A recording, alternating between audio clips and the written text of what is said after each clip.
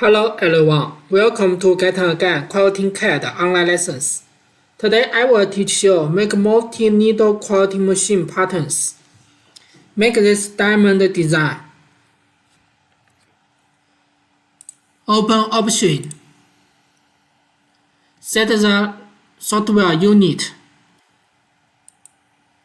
Click it, check it. OK. Use the Step tool to make the design. Left-click on point. Click Backspace key to go back.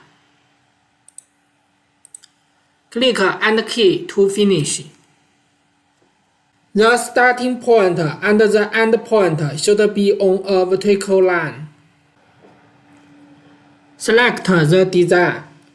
Right-click it to edit the stitch length.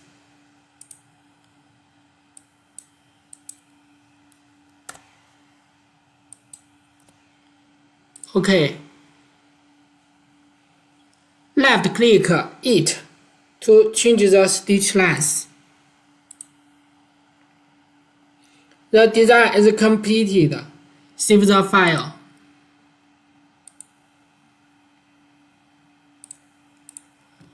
According your machine file format to save the QUI or DSR file.